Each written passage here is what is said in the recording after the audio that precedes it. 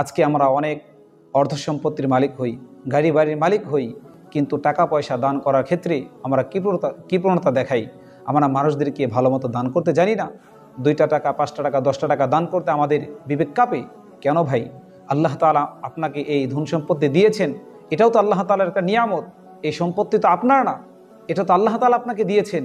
গরিবদের একটা হক এখানে আছে, এজন্য গরিবদের হক আমাদেরকে আদায় করতে হবে। জাকাত, ফিতরা এগুলো আমাদেরকে আদায় করতে হবে।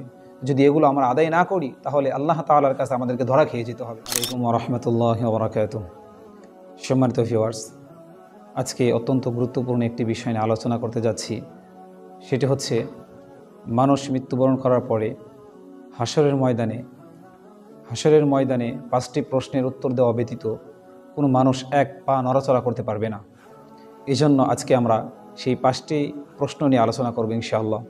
সেই 5টি প্রশ্ন কি হতে পারে, আমরা যেন পুঙ্খানুপুঙ্খানুভাবে সেই 5টি প্রশ্ন জেনে আমরা আমল করতে পারি। জনাবে মুহাম্মদ রাসূলুল্লাহ সাল্লাল্লাহু আলাইহি ওয়াসাল্লাম তিরমিজি শরীফের সহিহ একটি হাদিস শরীফের মধ্যে বর্ণনা করেছেন যে মানুষ হাসরের ময়দানে 5টি প্রশ্নের সম্মুখীন হবে। সেই 5টি প্রশ্নের উত্তর দেওয়া ব্যতীত কোনো মানুষ এক পা নড়াচড়া করতে পারবে না।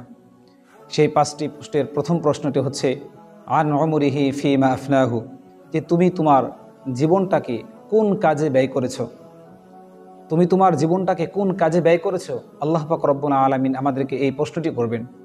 এজন্য আমরা আমাদের জিন্দেগির দিকে একটু তাকিয়ে দেখি যে আল্লাহ পাক রব্বুল আলামিন আমাদেরকে এত সুন্দর একটি দিন, এত সুন্দর একটি জীবন দান করেছেন।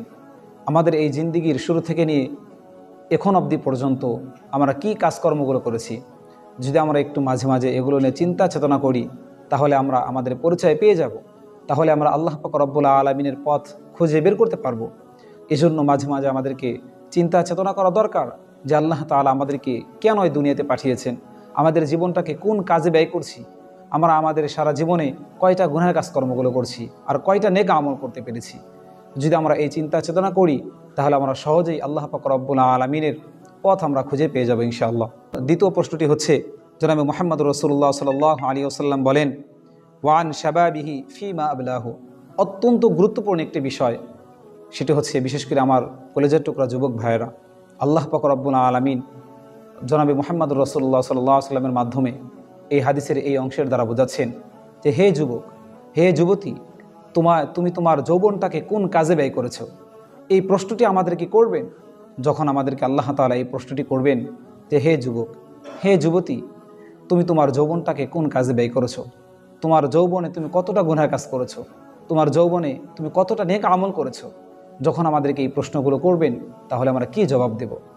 এই জন্য আমরা জবাব দেওয়ার জন্য প্রস্তুতি গ্রহণ করি, আমাদের এই যৌবনটাকে আমরা কাজে লাগাই। এই যৌবনকালে ইবাদত বন্দেগী হচ্ছে সবচাইতে উত্তম ইবাদত। আল্লাহ পাক রব্বুল আলামিন এই যৌবনের ইবাদতটাই সবচাইতে পছন্দ করেন বেশি। এজন্য আমরা এই যৌবন বয়সে, আমাদের যৌবন থাকতে আমরা বেশি বেশি আল্লাহ তাআলার ইবাদত বন্দেগী করব।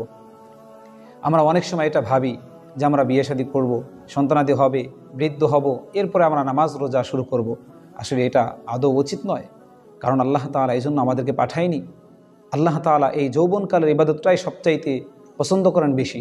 এজন্য আসুন আমরা আমাদের এই যৌবন বয়সে, যৌবন থাকতে আমরা আল্লাহ তাআলা ইবাদত বন্দেগী করে তার নৈকট্য অর্জন করি।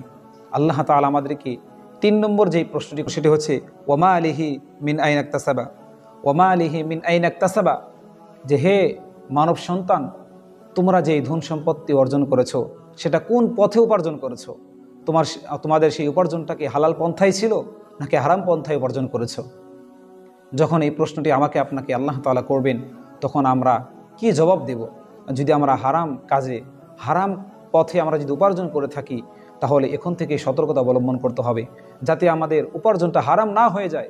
কারণ হারাম উপার্জন করে আমরা যদি আল্লাহ তাআলার ইবাদত বন্দেগী করি তাহলে এই ইবাদত কখনোই কবুল হবে না, আমাদের ইবাদত কোনো কাজে আসবে না।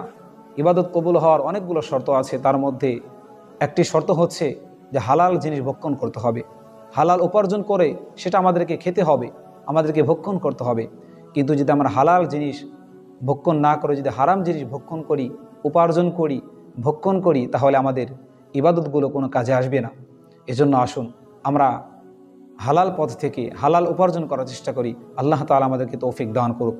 4 নম্বর প্রশ্ন, সেটি হচ্ছে আল্লাহ পাক রব্বুল আলামিন প্রশ্ন করবেন ওয়াফিমা আনফাকাহু, যে তোমরা যে উপার্জনটা করেছো এই উপার্জনটা কোন কাজে ব্যয় করেছো, হারাম কাজে ব্যয় করেছো নাকি হালাল কাজে ব্যয় করেছো, এটা আমাদেরকে প্রশ্ন করবেন। আজকে আমরা অনেক অর্ধ সম্পত্তির মালিক হই, গাড়ি বাড়ির মালিক হই, কিন্তু টাকা পয়সা দান করার ক্ষেত্রে আমরা কৃপণতা দেখাই।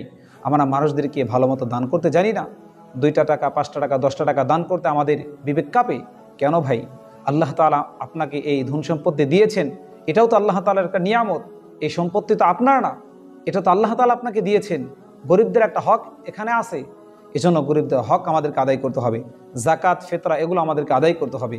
যদি এগুলো আমরা আদায় না করি তাহলে আল্লাহ তাআলার কাছে আমাদেরকে ধরা খেয়ে যেতে হবে। এজন্য আসুন আমরা হালাল কাজে ব্যয় করি। মসজিদ, মাদ্রাসা, এতিম, দুস্থ, অসহায় মানুষ যারা আছে তাদেরকে দান সদকা করি। আল্লাহ তাআলা 5 নম্বর যে প্রশ্নটি করবেন সেটি হচ্ছে ওয়ামা যা আমিলা ফিমা আলিমা। অত্যন্ত গুরুত্বপূর্ণ একটি বিষয়।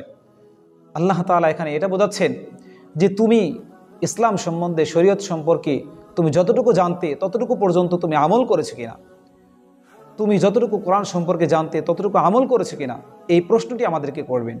এজন্য আমরা আমাদের ইলম যতটুকু আছে ততটুকু পর্যন্ত আমাদেরকে আমল করতে হবে। আমরা জানলাম, ইলম অর্জন করলাম, কিন্তু আমল করলাম না, তাহলে আমাদের এই জানার কোনো অর্থই রইল না, কোনো কাজে আসবে না। এজন্য আমাদেরকে যতটুকু আমরা ইলমে দ্বীন শিক্ষা করতে পেরেছি ততটুকু মানুষের নিকটে পৌঁছাইতে হবে, অপর ভাইকে শিক্ষা গ্রহণ করাইতে হবে এবং আমল করতে হবে। আমরা একটি বিষয় জানলাম, শরীয়ত সম্পর্কে কোনো একটা মাসলা মাসাইল জানলাম, কিন্তু আমরা সেটার উপর আমল করলাম না, তাহলে কোনো কাজেই আসবে না। এজন্য আমরা শরীয়ত সম্পর্কে জানবো এবং আমল করব।